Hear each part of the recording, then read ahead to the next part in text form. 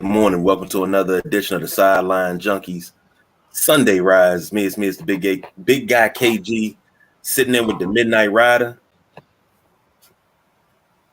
the boss BJ, who keeps all the lights on.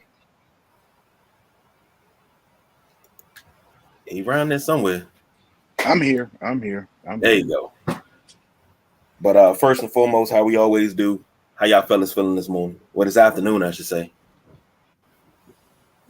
Yeah, I think I dropped two things: a Red Bull and a Gerbils cage. Hopefully, we'll be on time today. Hopefully, no lag. Yeah, I'm feeling fantastic this afternoon. Well, I gave my gerbils, some food for a change. So hopefully that doesn't come back to bite me in the ass.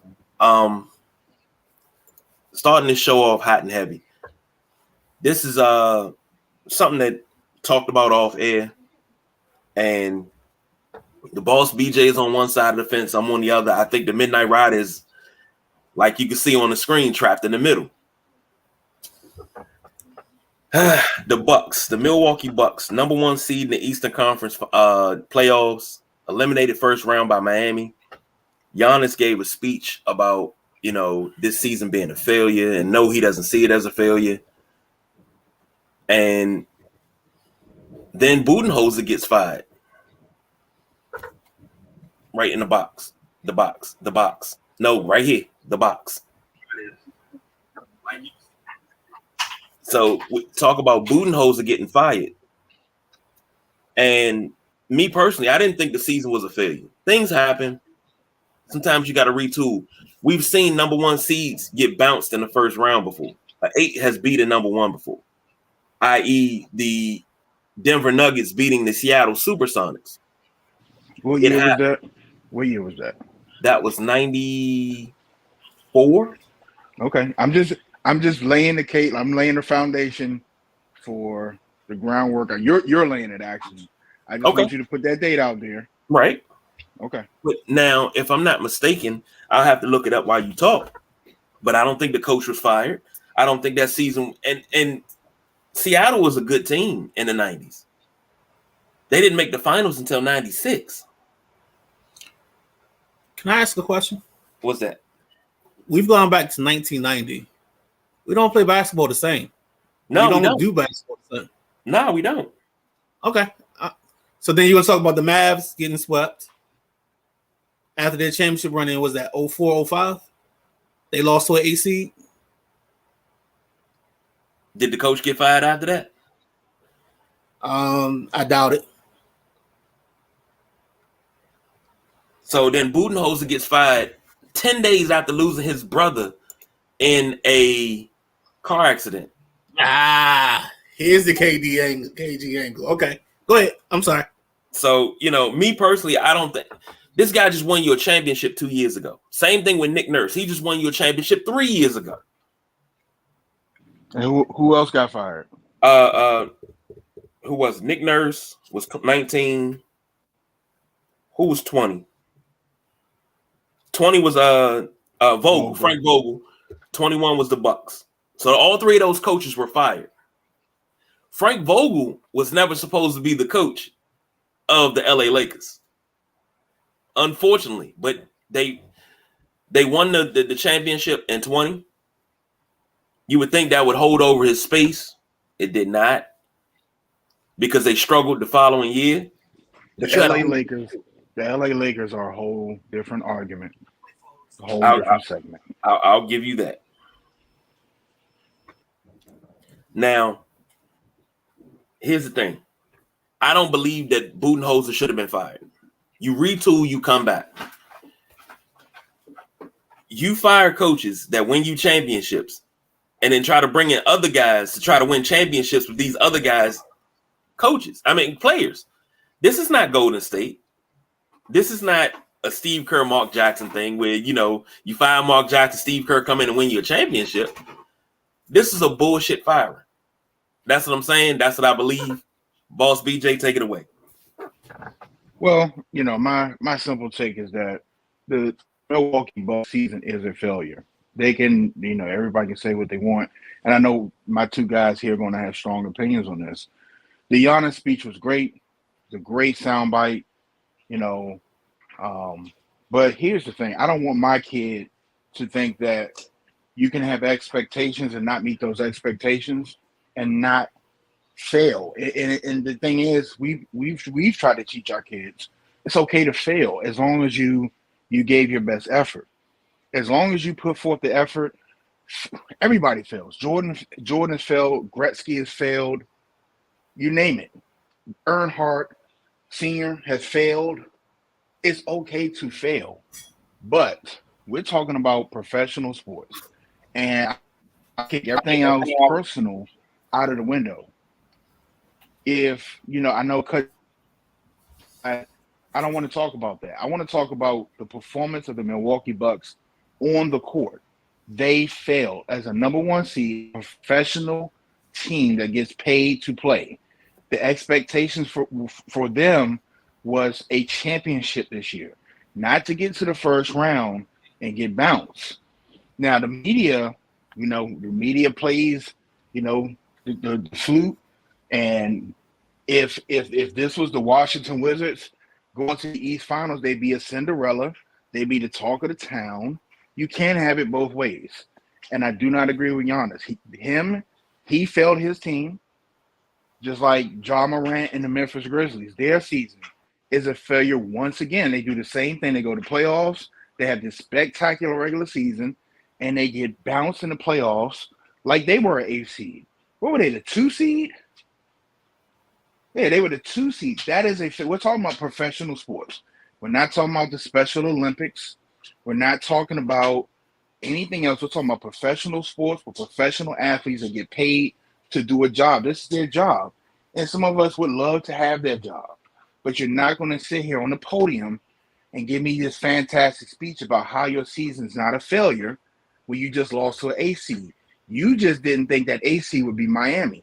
Miami's not your typical A seed. I'm not making excuses. Miami's not your typical A seed. They were in the finals a couple years ago. If that team is running on all cylinders, that's a very good squad. I predicted them to be a top 4 seed. So you just ran into a team, but you got to carry that number 1 seed. It's okay to get on the podium and say they just got the best of us. I don't. This is the participation trophy speech that Giannis gave. Very few things I don't. I disagree with Giannis did. And this is one of them. This shot to number 1. This shot to number 1 for me. I don't want my kids to hear this speech and think that it's okay to fail all the time and no consequences or anything for that. And then the Milwaukee Bucks organization proved to you that the season's a failure by firing Coach Bud. So your superstar gave this lavish speech about how the season wasn't a failure, blah, blah, blah. You would think that would have been enough to hold Coach. I mean, Coach Bud been in limbo for a while. If he had won that championship when he did, he would have got fired. Okay, so yeah, Frank Vogel. Like I said, the Lakers are a whole different animal. Like you can't even count that on the list. But Nick Nurse won your championship. And then they put Steve Kerr in the graphic as like the only coach that hasn't got fired. Steve Kerr isn't going nowhere. But I'm gonna turn it over to you guys. That's how I feel. Like I said, you can't sit up there and say that, and then your team fires your coach. That means something failed, and it's okay to fail. Like I hate that.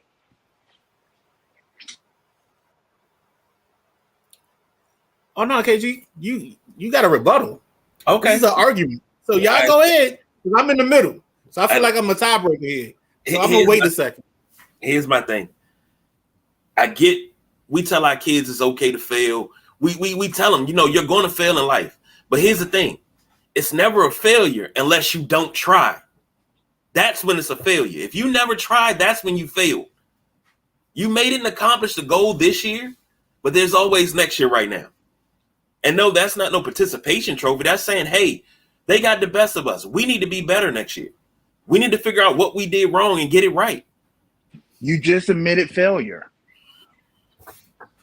So you just admitted failure. We're not talking about if you got sons and they're playing, their high school team basketball, are expected to win a state championship, and they go lay an egg for whatever reason.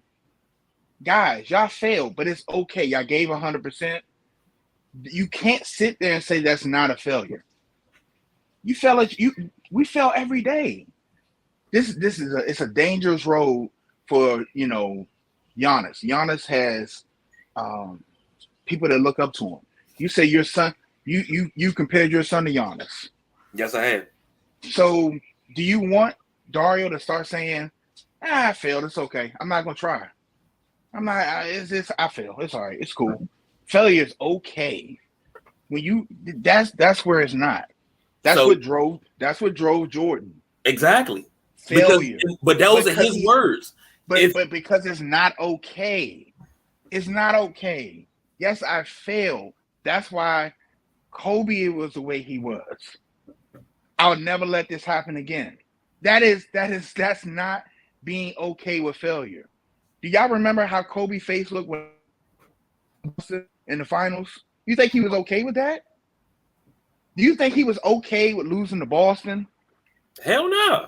Of course. Okay, you saw his face. We never saw that from Mike because he didn't lose. We've seen it from LeBron. We've seen that failure multiple times. We've seen it with him walking off the court for Cleveland before he went to Miami. We saw the egg he laid in Miami in the finals. We've seen failure. It's not okay. If it was okay, you wouldn't get the reactions you get from these players. These are paid players with expectations. I don't know where Vegas had Milwaukee as far as winning a championship, but I guarantee it was top 5 of the NBA teams. That is failure. Somewhere down the line, whether they were playing the wrong rotation, whether Coach Bud lost the team, that is a failure. And it is wrong for Giannis to come to that podium and say, this is not a failure. Yes, it is. This is a failure. Now, if he say, this is a failure, but we're going to come back next year stronger, then you make the speech. But not to say and not acknowledge the failure of your season.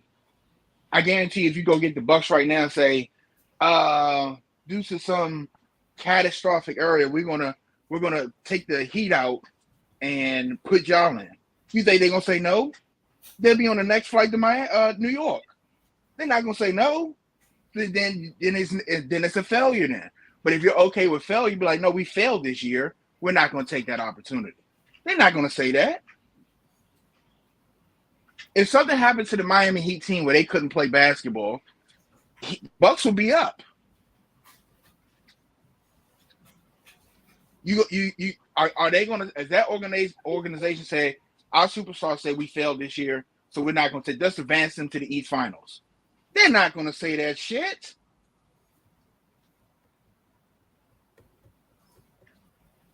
I still don't think it warrants the firing. That's a whole different issue.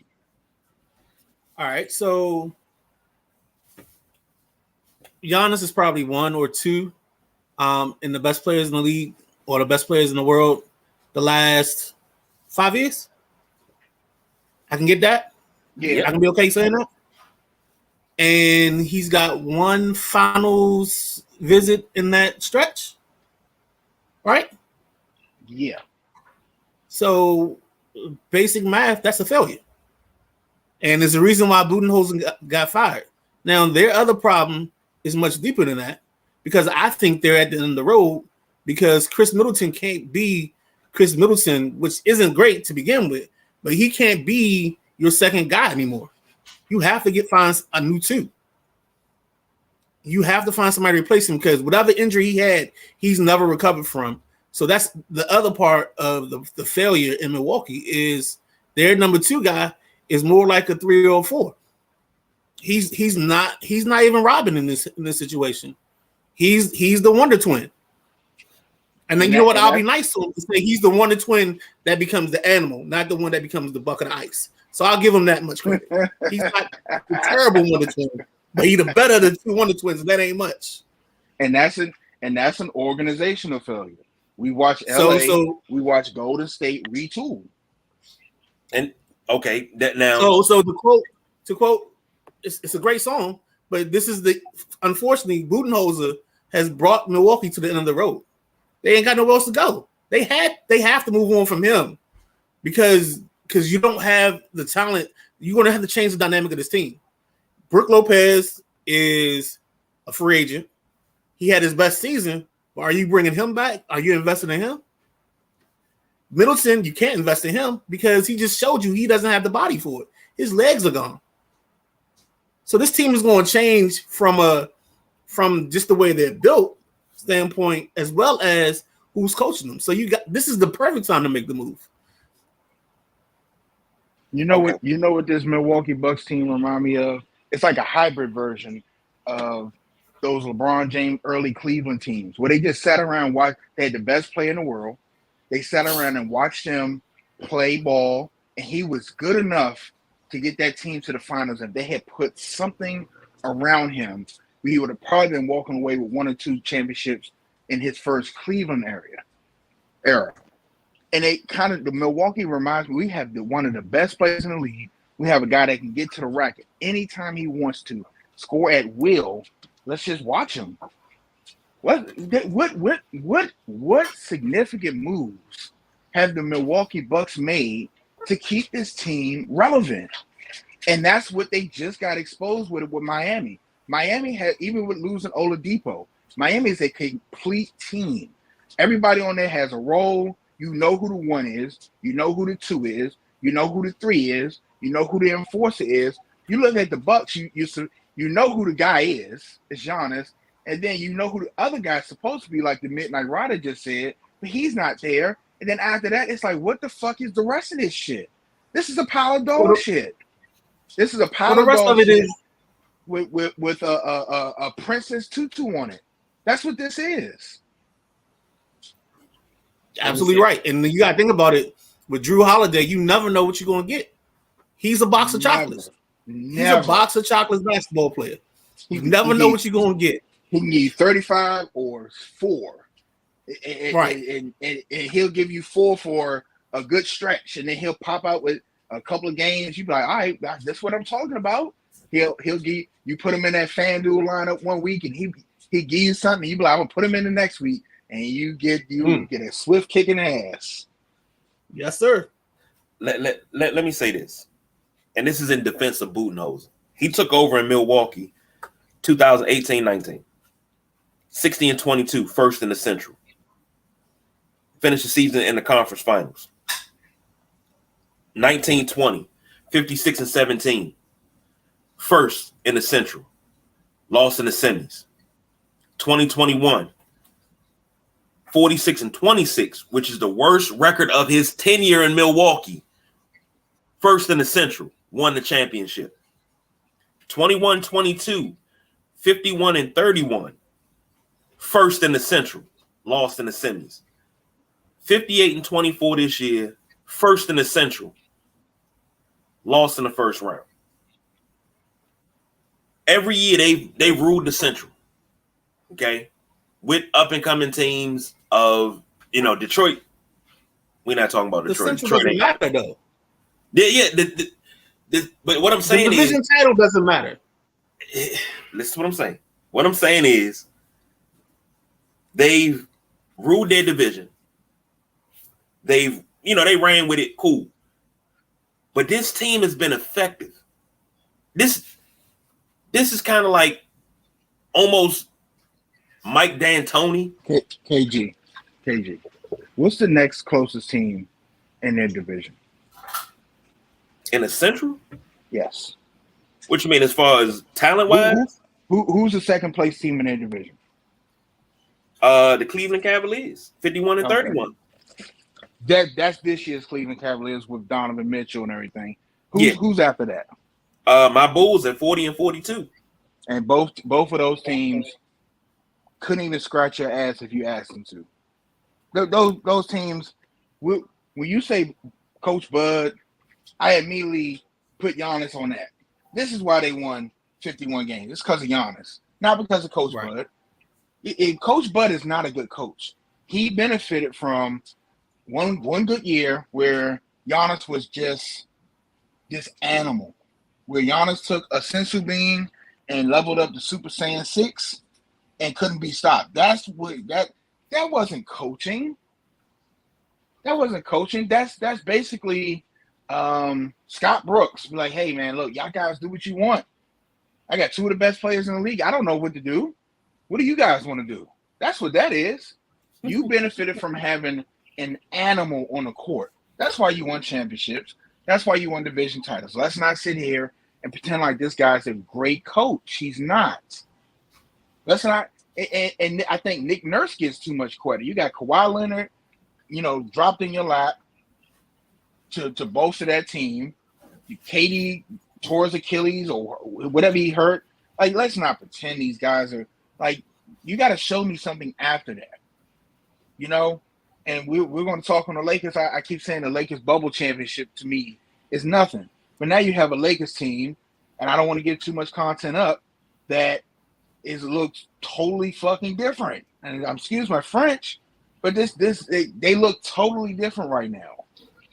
But let's not pretend like Coach Bud is a good coach. Let's not pretend like the Central Division is this dominant division that has like the first 3 teams were like top 5 in the win a championship. They weren't. Nobody. If the Bulls made the playoffs, great. They would have got bounced in the first round.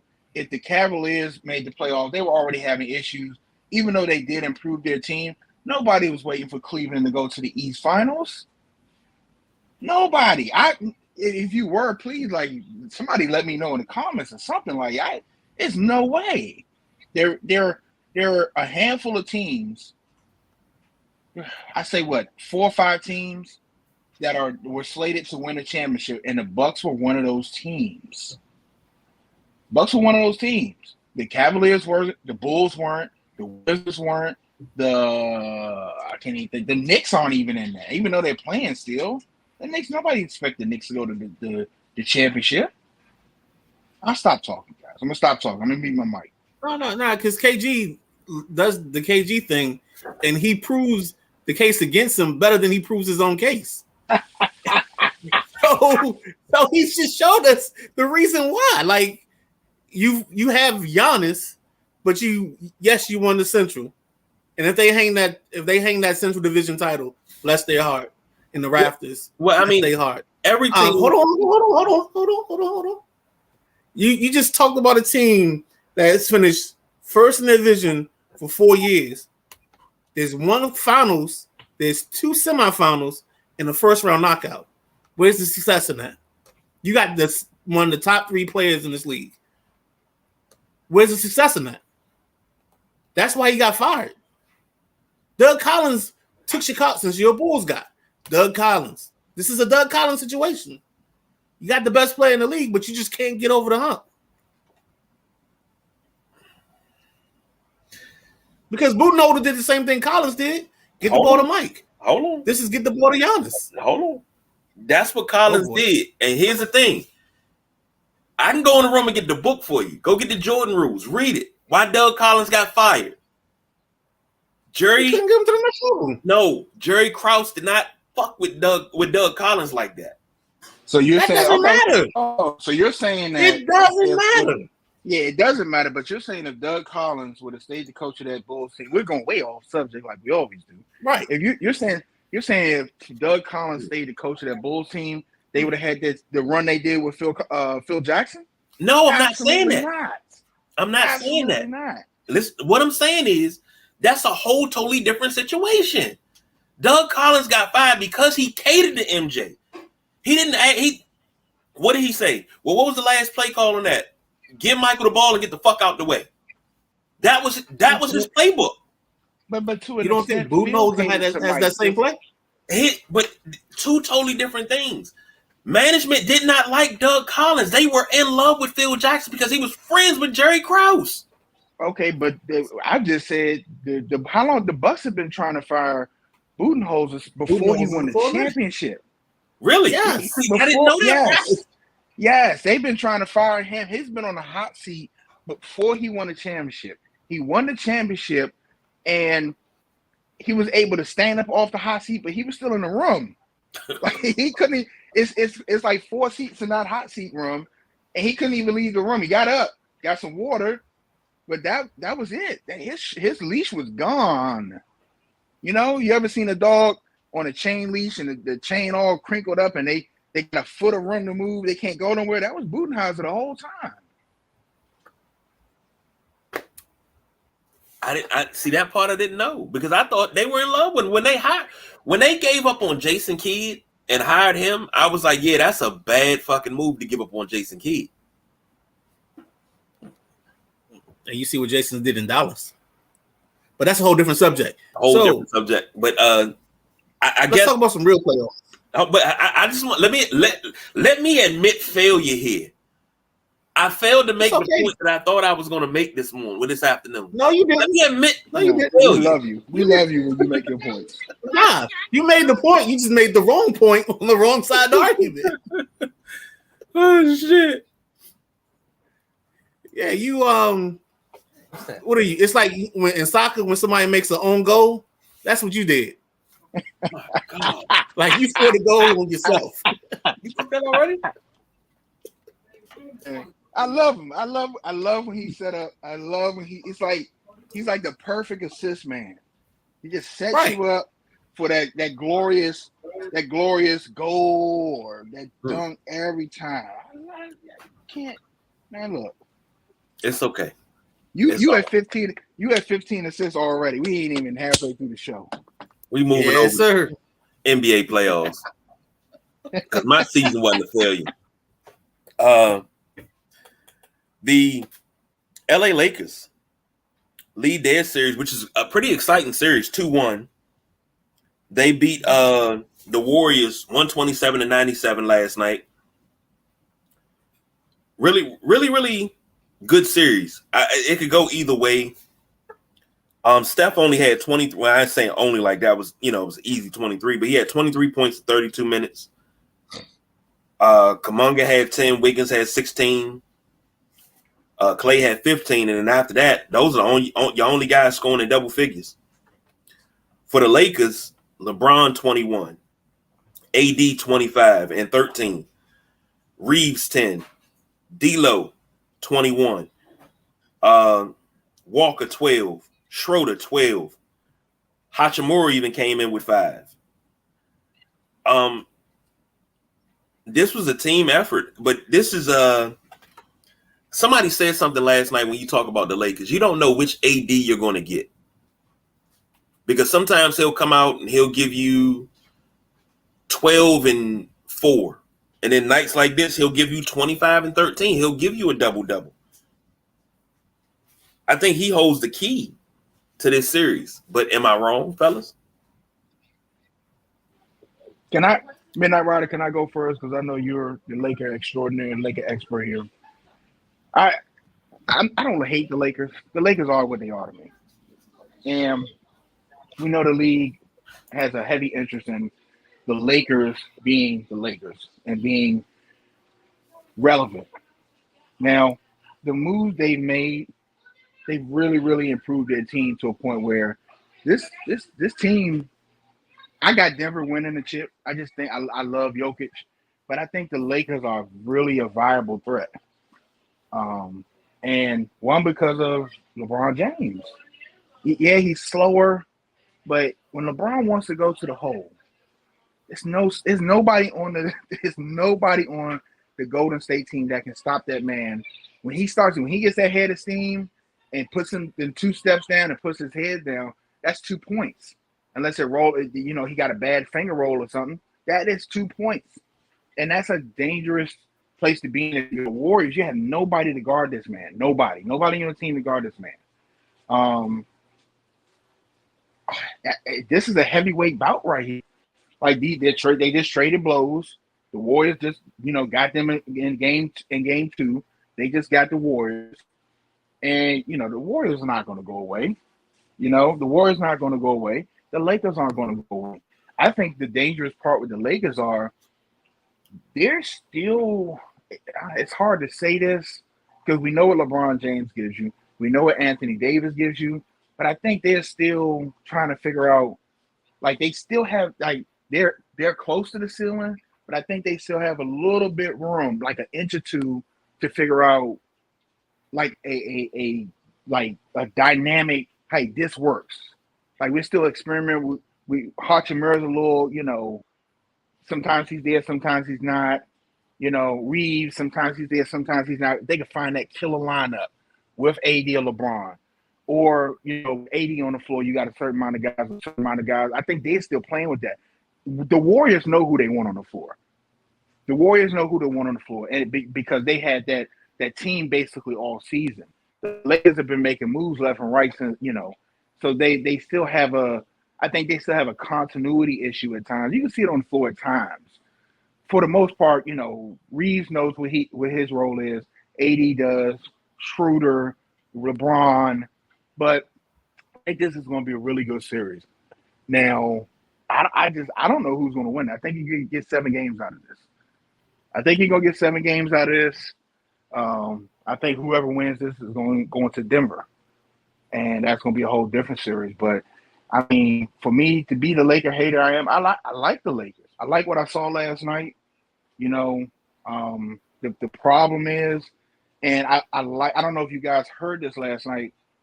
They asked a question to Van Gundy and Mark Jackson about at the end of the game, basically they had the game wrapped up and LeBron getting that rest. And I agree with Van Gundy and Mark Jackson, stamped it. You're either ready to play this or you're not. You're either ready to play this or you're not. Because if this is the type of series where you have to play 48 minutes, you have to play overtime, and you don't get to rest, then you're not conditioned ready to play this series, and you shouldn't be on the floor. Now, yeah, you get to rest a little bit, but I really like where Van Gundy took that and like, hey, look, either you're ready to play or you're not, and that's the bottom line. When you get to this point in the season, there are no excuses. We don't want to hear about conditioning issues. Y'all are world-class athletes that make $1 million. So either you get to this point, you're ready to play big boy minutes, you're ready to get down and dirty for a long period of time, or you're not. And it's no in between on that. I think this series highlights the fact that when Golden State was bad, they didn't take advantage of the picks or the trades they made. So you're getting nothing out of Kuminga. Your kids aren't stepping into the places they're supposed to be stepping into. I love Kevin Looney. I wish I could put him on the Lakers or any other team in this league. He's a perfect guy for Washington. He's a dog. He's going to get his rebounds. And I still think Lakers in 6. You're never going to take me off of that because I bleed purple and gold, and that's who we are. But I like the way they responded last night, and I totally agree with BJ. I think this team, if they had another month to the season, they would have swept Golden State in this situation because they would have figured out what they need. But the problem is they're still figuring out on the fly. So D'Angelo, the problem is whenever you have a LeBron James team, the 1 and the 2 guy are always good. It's the 3 and the 4 guy that got to figure theirs out. So like the Ray Allens and the Chris Boshes of the world got to figure their world out. So now in this case in LA, it's the Ruiz, it's the Austin Reeves, it's the D'Angelo Russells. They have to figure out where they fit in. And the sad part about it is it's not a series basis. It's a night-to-night basis where they have to figure where they fit in and get in where they fit in. And last night, they did a wonderful job. And I personally felt like we played Vanderbilt a little too much, and we should have played a little bit more Rui. But we came out with the dub, so I'm not going to complain about that. The other thing I also think is just in this series alone, it's funny. When Steph gets going, they're unstoppable. It's dangerous. But the problem is Klay got to be on when Steph is on. And I think that's what happened last night. I think Klay was off, so it didn't matter what Steph did because he didn't have that balance. They got to balance themselves off. And that's one of the reasons why I feel like we can get them or LA can win in 6 is because the balance isn't there. And the guy, Andrew Wiggins, who's the X factor to me for them, just doesn't give them enough consistently. And that's why I still say Lakers in 6. You want to be a top 75 player. And I say this about Klay all the time. You imagine that you were left off the top 75 list. but you keep coming out with performances like this that prove you're not a top 75 guy. It just is what it is. Few things that was said in this segment. The boss BJ finally admitted he's a Laker hater, and that's why he has so much to say about that 2020 championship. So that, hey, the truth comes out over time. I appreciate that. I appreciate you admitting that. I didn't know it was a secret. I hate the Los Angeles. We have to do a whole show on that. I didn't know that was a secret. No, I don't want that to be a secret. I hate the Lakers fan. I hate them. I hate them. We appreciate it. I appreciate the hate. But as the haters mean you gotta respect us. Well, and that's when you gotta put your big boy drawers on. You can't do a podcast and just spew Laker hate. If you're gonna spit facts, you gotta spit facts. And they're playing really good right now, and they have a chance to set themselves up to be in the Western Conference Finals. See, there you go, cheating us. You mean the NBA Finals? Not West Finals. We'll talk about that later. We'll talk about that later. That's going because me and you both gonna have KG setting us up for assists, like you always do. and then we gonna go. We'll do that later. On the other side, the other heavyweight bout that's taking place in the Eastern Conference, I believe. Underrated, but Knicks versus Heat. Heat won yesterday, 105-86. Come on, of course. Yeah, there you go. Nah, see, you can't. Nah, this what you calling right here. This is at best. This is either Austin Theory defending the U.S. title or Gunther defending the Intercontinental title. Since you did the WrestleManiacs last night. Oh, no, I had to sit out. I was still out, so. Yeah, this isn't a heavyweight battle at all because this is the sacrificial lamb. This is a sacrificial lamb going to slaughter because whoever comes out of Boston and Philly is going to beat them. They may go 6 just because they're going to be tired, but they're going to beat whoever comes out of this series. I just no. Well, I don't have enough belief in the Knicks, and I believe Miami is stitching together enough stuff with duct tape and what's that Elmer's glue that they just getting by. Don't forget about the Flex Seal. That's what I meant. That's what I was trying to get to. But that dropped out my mind as I was making the comparison. Julius Randle, 10 and 14, 10 points, 14 boards. RJ Barrett gave you 14. Jalen Brunson gave you 26 and 8. 20.6 rebounds, 8 assists. Josh Hart, 15 and 12. Quickly gave you 12. But then for the Heat, Jimmy Buckets gives you 28. Bam Adebayo gives you 17 and 12. Struss gives you 19. Lowry gives you 14. And that's all they needed to win. And they got, some single digits from some guys, but Miami finds ways to win. But the Knicks are so scrappy at times, and they play like they did last night. I expect more from Julius Randle. I expect him to be, at minimum, a 20 and 10 guy. I expect him to be a Derek Coleman. And I'm talking Nets, maybe even Sixers Derek Coleman, 20 and 10. That's what I expect out of Julius Randle. Now, just because I expect it don't mean he's going to give it. But that's what I expect. But just looking at this, and the Knicks need more firepower. But, fellas. Go ahead, BJ, because I thought I said everything I needed. I just don't see this as an important series. Just let them get to the end and just figure out who's going to lose in the West. In the finals. Go ahead, boss. Yeah, I agree. I agree. I'm on the move, fella. So if I go in and out, that's my fault. But I agree. The Knicks and the Heat series. This is just for that nostalgia entertainment right now. Does not matter who wins the series. It doesn't. Whoever wins the Philly series, that's your champion. That's your East champion. This is irrelevant. This is just a good slobber knocker battle, scrappy teams. The media can play the whole, oh, look at the rivalry and the history. But this is enjoy the basketball and probably be prepared for a sweep next round. And speaking of next round, the Celtics are up 2-1 over the Sixers. They won 114-102 back on Friday. Tatum gave you 27 and 10. Jaylen Brown gave you 23 and 7. Al Horford, old ass with them old creaky knees, gave you 17.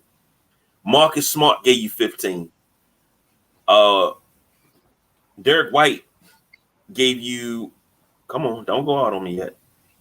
Derek White gave you 13. Brogdon gave you 15. They had scoring from everywhere. But then for the Sixers, I say so many good things about this dude. And he comes out and he plays like this in 25 minutes. Tobias Harris only has 7 points. And I know this dude can score. This dude can give you at best 19 a game. I'm sorry, at worst 19 a game. This dude can score.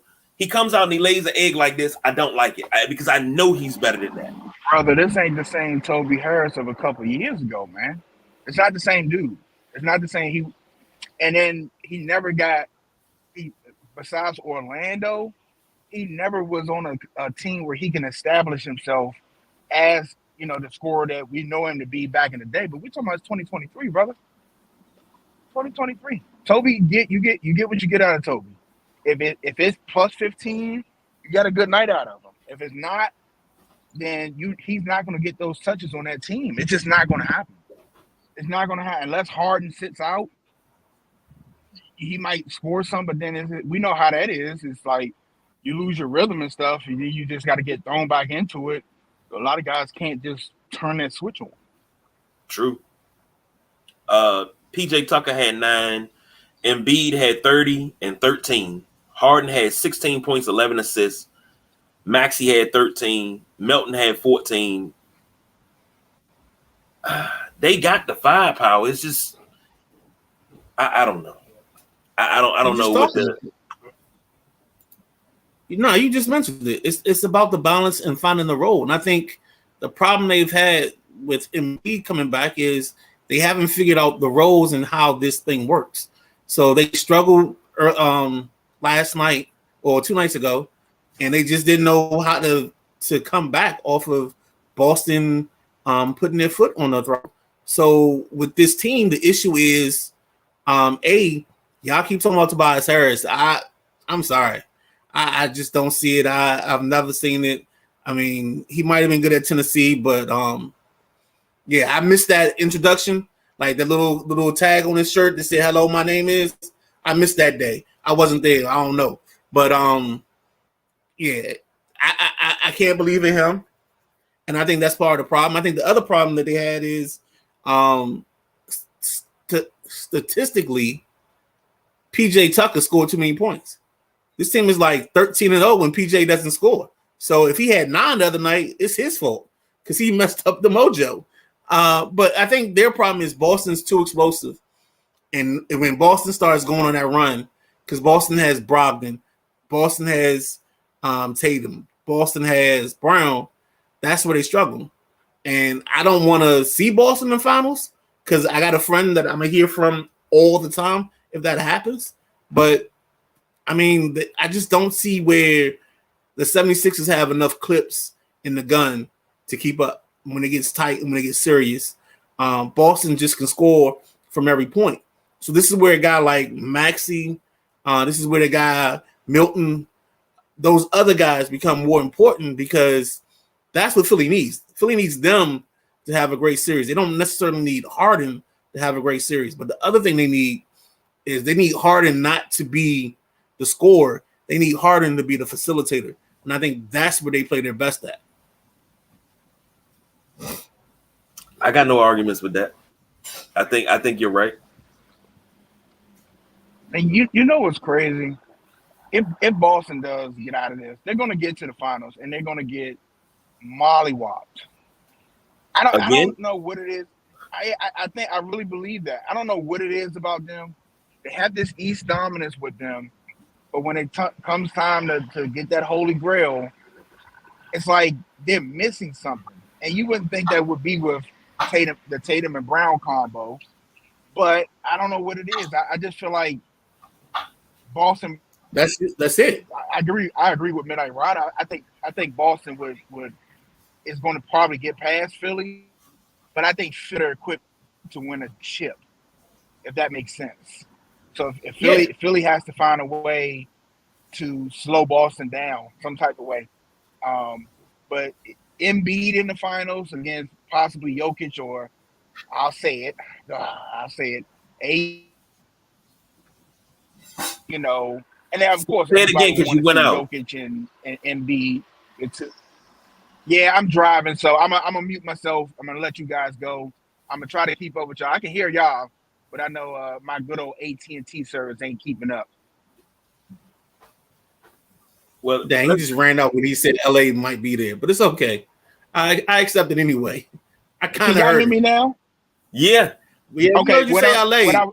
What I was saying is, I think the 76ers are the better equipped team to be in the finals against either LA, dare I say it, or Jokic in Denver. Those are your two teams coming out of East right there. We know what the Suns are, and I cannot wait. I can't wait to Denver beat the Suns. I need 3 hours to talk about two legacies on that Suns team. I'm not even gonna get into it now. But I think I already posted about this. Oh baby, I know you did. Oh my goodness. But it's two legacies on that team that's going to be destroyed if they don't come back and beat the Denver Nuggets. But Boston coming to them finals, they don't have nothing for that inside presence. I just they even with as fragile as AD is, they have no answer for that. And if they get Jokic, you might as well pencil Jokic. You might as well go ahead, add money to your FanDuel and DraftKings account. That's 40 and 20 every night. What Shaq say? Barbecue chicken. He is going to destroy Boston. He's going to give you numbers regardless of who he played. But if the Boston Celtics come out the East, you pencil Jokic in for whatever you need to pencil him in for. And speaking of the Nuggets, they're up 2-1 in their series. They lost on Friday, 121-114 to the Suns. Porter had 21. Jokic had 30, 17, and 17. This dude had a triple-double.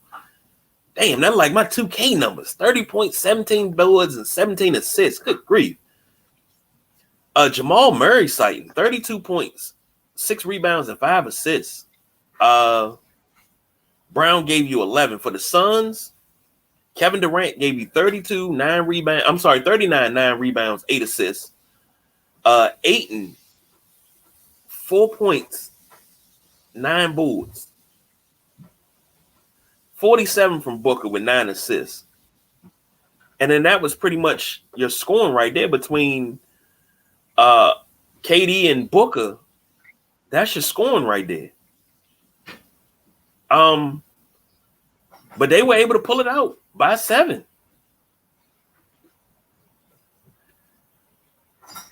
I think we've said a lot about the Nuggets and their dominance and Jokic being the baller that he is, but on the flip side, however, I mean, I say but however, Phoenix, I don't believe in Phoenix because I love DeAndre Ayton, but he has moments where he's not hungry. And I talked about it the last show we had. And he stood under the backboard and watched them go after an offensive rebound, never joined the fray. And Jokic is just basically just tapping the ball to himself. You got to be hungry. Got to be hungry. And Eric Wheeler says it's not KD fault. They have no bench. No other player in double figures other than the other night. And 4 points off the bench the game before. You can't win without having bench play. But you got to play your bench. MVP and B wind his way all the way in the win.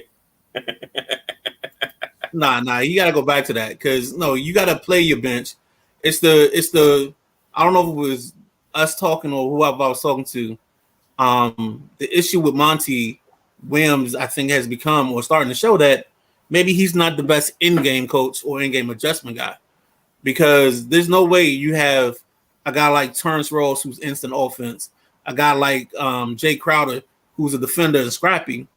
They just can't get any bump in this lineup. Now, maybe you got to figure out where you play them, and maybe you got to compromise yourself and go small in some situations. But that's the whole key to this whole coaching thing is you got to figure out and use what you got because it don't change at this point. It doesn't change. So you have to either adjust and make and turn your spam into sirloin steak, or it's going to just be spam. You know what I'm saying? You got to figure out what to do with that hamburger helper.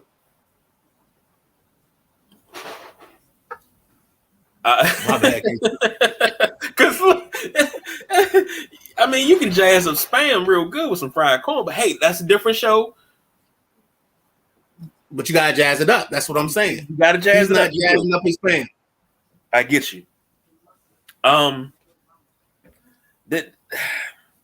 it's like JP Finley, like last year, he made like baked beans, and all he did was take the baked beans out of the can, throw them in the pot, and start cooking. No seasoning, no extra. I was like, you know what? That was very I ain't say the word, but you know what I meant. See, so that's what I'm saying. You gotta dial it up and dice it up, and make it something better than what it is. What to do with hamburger helper? Throw it in the trash. That's what Eric Wheeler say. Throw it in the trash. But I'm not feeling. I'm not sold on the Suns at all. And yeah, Eric Wheeler got that right. Yeah, you don't want to say it, but Eric Wheeler said it. Yeah, that's exactly what we were saying. Yeah, that's why I started laughing. But I don't have any faith in the Suns.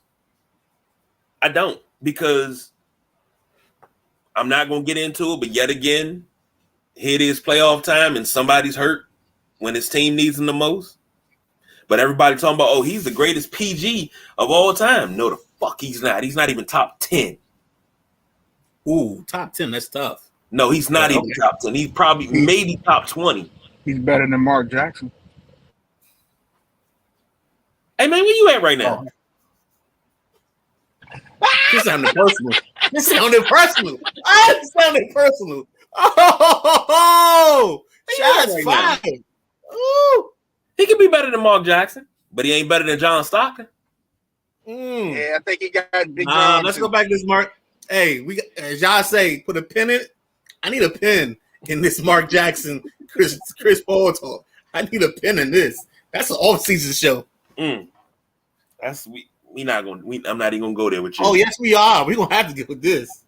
But you know, once again, he's needed and he's not available.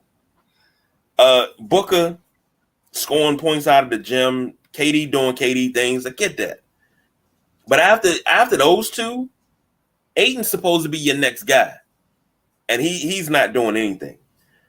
And Terrence Ross played 14 minutes and only gave you 5 points. TJ Warren, you know, the bubble guy.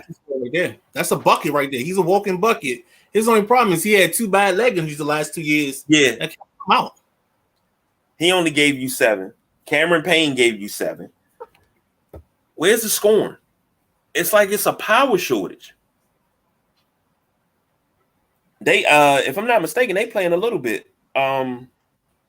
They play at 8 tonight. I'm sorry, that's not a little bit. Celtics Sixers is at 3:30. Nuggets Suns is at 8. So we will be keeping close eyes on that. See what the Suns do tonight. Switching sports. Chase Roulier, much to the chagrin of the Midnight Rider, has been released.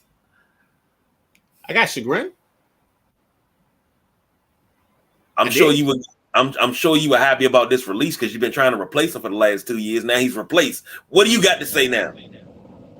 KG, why do you hold on to these people? Why do you hold on to these people? Bye. He played the last 2 years. He's played in what? 8 games? Exactly. Yeah, the new Brandon What am I sheriff, getting? a new sheriff in town. What are we getting?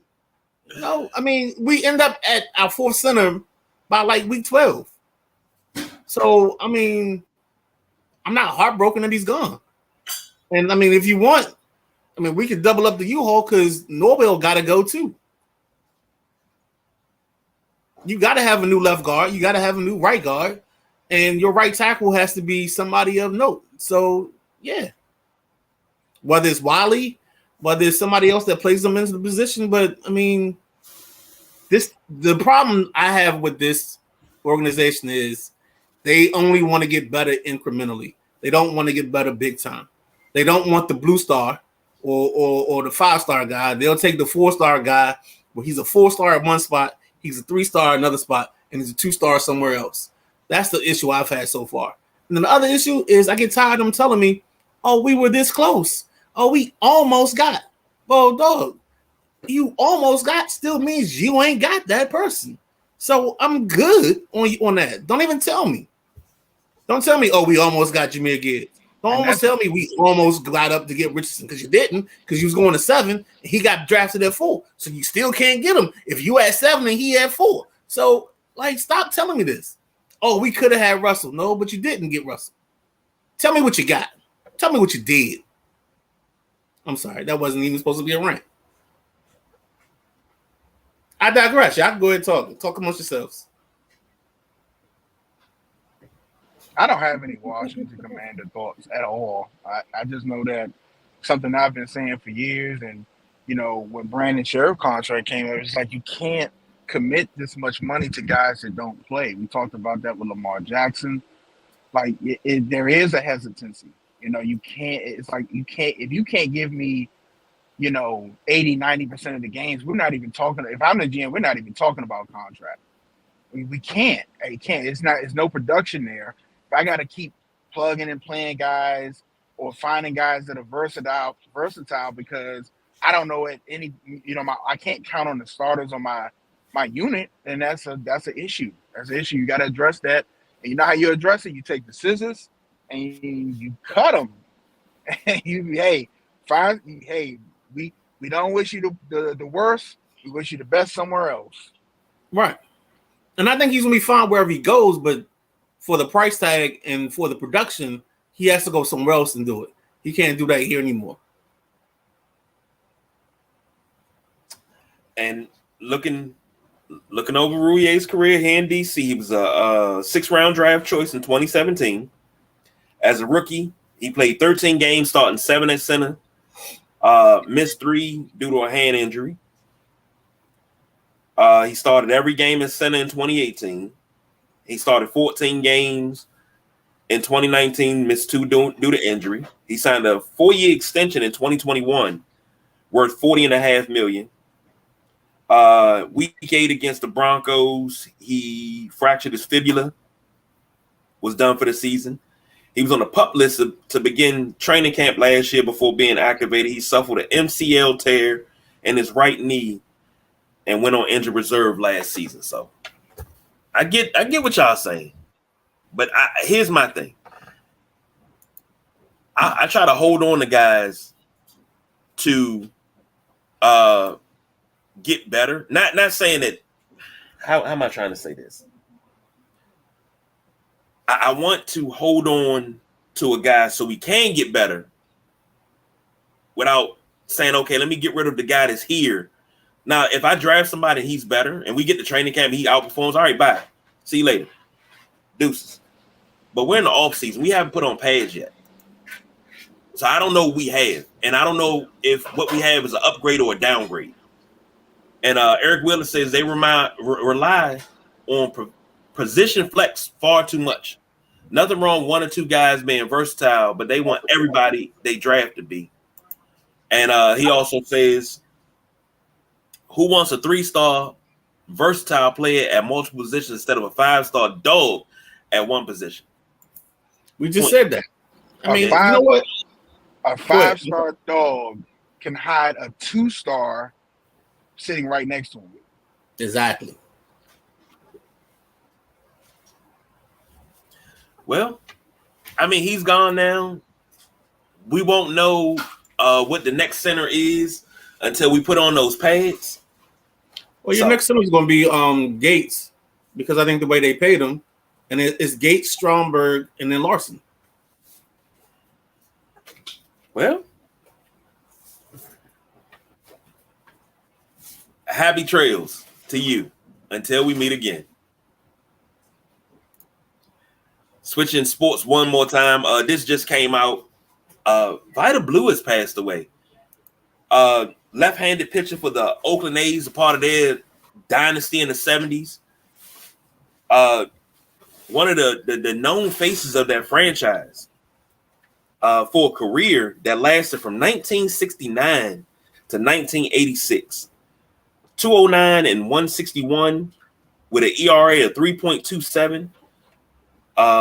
2,175 strikeouts, 6-time All-Star appearance, AL MVP in 71, 3-time World Series champion, won the Cy Young in 71 for the AL, ERA leader in 71, pitched a no-hitter on September 21st, 1970, and pitched a combined no-hitter on September 28th, 1975, in the Athletics Hall of Fame and the San Francisco Giants Wall of Fame. So, rest in peace to Vida Blue.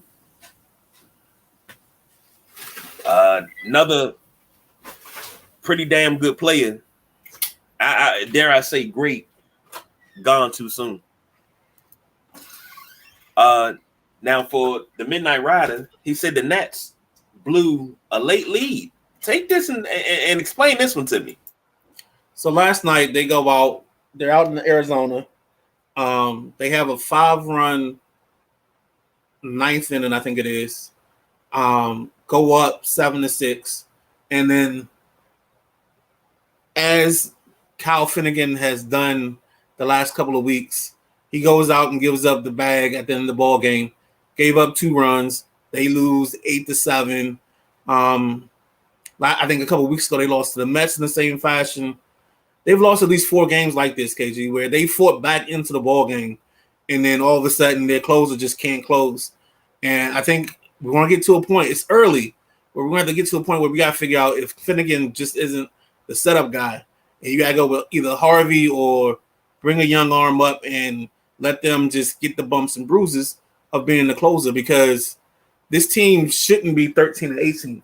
They should be around 16 and 17, 17 and 16, because they've played well enough in some situations. They still have games where they're young, but this team has proven and shown that they fight enough every night in every situation where this isn't the team that's going to finish 59 and 103. They're going to be in that 70 mark, playing just by the way they play right now. And they just got to get there, but they can't keep shooting themselves in the foot. And that's what they're doing right now. They're shooting themselves in the foot with these early losses that should be momentum taking them to the next series as a win, and they can win a couple more series. They started 1-6. I think they went 12-12 in their next couple games. So they're right there at 13-18. You know, and if you don't start with the Rays and the Braves, maybe you got a better start to your season. Maybe you're at 500 right now. But also it hurts when you have 4 ball games on the docket where you've been up going into the bottom of the ninth or the top of the ninth, and you lose the ball game because your closer can't close.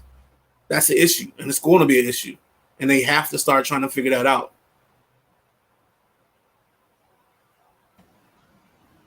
Here's the thing that I've been looking at. The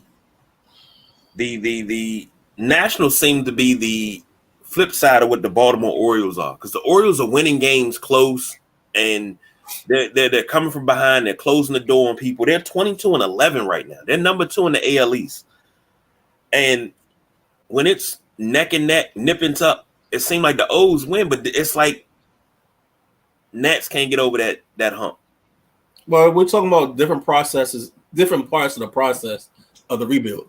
The Nats are in still like their phase 2 where you're going to be under 500. Where I think the Orioles are in phase 3 where they can challenge for a playoff spot. If they get it, fine. But they'll still win close to 85, 90 ball games just because of the way they're built. And one thing that the Orioles did in their focus is they picked up a lot of college bats a lot of guys that can hit. So in the short term, those guys can come up and have some success, and it doesn't take them 2, 3, 4 years as it would a high school hitter to come up to the majors. So they built on short-term returns, and some of these guys will be using trades to get them better products. And same thing for their pitchers. They got power arms. So the Orioles have a type. We know what the type is, and they're executing the plan to the best of their ability. And that's really what this is coming down to. And the Nats are a little bit ahead of schedule, but they're not there yet. And the reason they're not there is because they're missing out on these ball games that we're talking about. They're not going to win 80, but they can win 70. And I think the Orioles will be disappointed if they don't win over 80. And what's crazy is I thought about it, and I think I said it at the beginning of the season that, this Nats team probably could win over 81 games. And you told me to hedge my bet and pull it back a little bit because this ain't that team. No, they're not there yet. They don't have a DC. They always go on a run after the All-Star break, and they go on this long run, and you look at it and like, damn, they already have 79 wins, and we still got about 15 games to go. And they're challenging for the wild card, and then they'll make it to the wild card and then get blown out. Yeah, but we're talking about two different factions right now because with this team, there still hasn't really been a guy. You can't really identify the guy that's going to carry when we get into like June, it starts getting warm in July. When that temperature starts rising, who's the guy whose game steps up when the temperature rises? What we have noticed is the two pitchers, Mackenzie Gore and Josiah Gray, have given you at least solid number 2 guy, probably exponential number 3 guy stuff the last couple of weeks. So that way you're not losing. And Trevor Williams has played as a solid 5. The only problem is you don't have a ace, and Corbin plays good, but then he doesn't play good, and then you don't support him. So this is just the up and downs of a young team trying to figure out who they are. And the problem is they didn't do enough from a bat standpoint to give this team opportunity. I like Dominic. I like the fact that you go get a Dominic Smith because it's cheap, and you wanted to be cheap. But the problem is he doesn't give you enough on a consistent basis to make you feel like he's a good person to have at first base. He's not giving you first base production.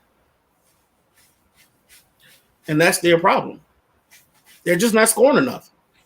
They're like 6th or 7th in runs scored. So when you said something, they trying to figure out who they are. The first thing I thought of was identity crisis. Yeah. They have no identity. Right. Doesn't that seem like a running theme for DC sports? Yes and no. Because the Caps have an identity. Yeah. I think the Nats have an identity. The Nats' problem is they're just so young that they just can't get beyond. They're just not ready to be or ready to have an identity.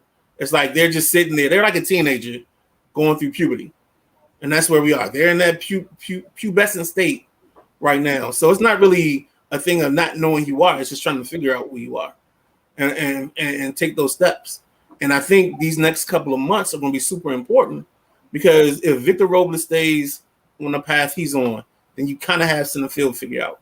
Lane Thompson keeps doing what he's doing. You kind of have right field figured out. I don't know what you're doing left because Stone Garrett was hot, but now he's not. Alex Cole makes plays, but he's a platoon guy on a championship level team. So now you got to start getting guys. Again, we talked about it earlier. You got to start getting some 4-star and 5-star guys to start making your lineup dynamic. And I think that's the difference right now between Baltimore and Washington. Baltimore's got Gunnar Henderson. Baltimore's got Cedric Mullins. Baltimore has Andy Roshman, who's probably the best catcher in baseball right now. Baltimore has these guys in place that they're worthy or able to be up in the upper echelon, and the Nats just aren't there yet. I love K-Bear Ruiz, but he's not an upper echelon catcher right now at this point. I like what they're getting from Abrams, but he's again not an upper echelon offensive guy. So that's where they have to get. They have to get some guys that's above that middle tier to become a better team. And that, of course, that's going to play out because they're so young that it gets figured out as we go along. Okay. we coming to that segment. So final thoughts, gentlemen, before we roll up out of here. I don't know if I like the fact that what's the chick's name? Haley Rith or Ralph or whatever her name is from Louisville went to LSU to join the LSU Tigers. I know she fulfills a need for them, but I don't know how I feel about that. That feels very KD like. There you go. I would have rather see her go somewhere and stay where she is and maybe get somebody to come there with her. But again, it's Louisville, so I don't know how much of a hotbed Louisville women is for basketball. I know it's not really a big one. So I understand moving up to a better program and having better people around you. Also, LSU just graduated their 2 guards. So it makes sense that she goes there because she's going to have the opportunity to play and she's going to play on an upper level team. But I don't know if me, the athlete, I don't know if that's where I want to go when I make my transfer. See, there we go. We got women's basketball now. Boom. Here's my thing. They got Anisha Morrow too, transferred to LSU. So they got a couple of transfers. Like they just retooling for another run. If she would have transferred to South Carolina, it would have been a problem. I guarantee you, people would have had a issue with her transferring to South Carolina. But everybody's talking about, oh, it's KD-ish and this, that, and the other. But she fulfills a need. I see no problem with it. I say, fuck it, run it back. Okay. And I don't know. I mean, we'll see. And that's where we are. I'm sorry, I don't mean to cut you off. No, wait. That talks about where we are in this game, whether it's basketball, baseball, or football in the NCAA, is the transfer portal is more about fixing your holes than anything else, even more than recruiting. Yes, it is. So it's going to be interesting. Speaking of college basketball, one LeBron James Jr., Bronny James, has committed to USC, so he's staying home in Southern California. Honestly, surprised he picked USC, but then I think about it, I'm not really surprised because dad can see all your games. So you got mom and dad can come right out there. I had heard a rumor a couple months ago. I kept it under my hat because it was just that, a rumor, that he was being heavily recruited by Maryland. And they were trying to get him to come here. But as I said, it was a rumor, kept it under my hat, didn't say nothing about it. I said it'd be nice if they got him. But now I think in another 2 years or so, we got Bryce James coming up. And I don't think he's going to USC.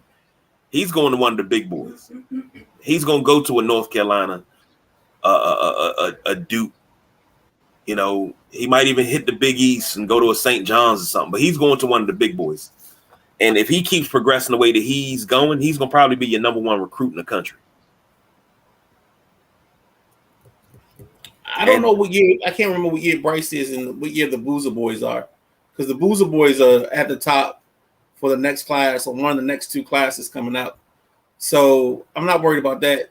I think you're absolutely right on Bronny picking USC so mom and dad can come to games. And I think Bryce is going to do the same thing. Now, Bryce may pick Oregon or UCLA, but I don't think he's going to pick USC. I mean, if he really wanted to be a gold standard, that's another time when you go to Carolina. If you really wanted to be a gold standard, another time when you go to Carolina. But, I mean, I don't know. I don't know.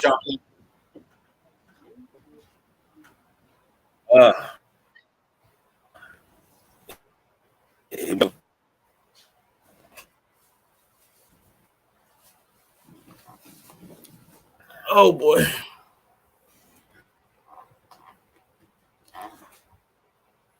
So I don't know if this is me or him again. Well, ladies and gentlemen, there you go. Wrap it up. A lot of time.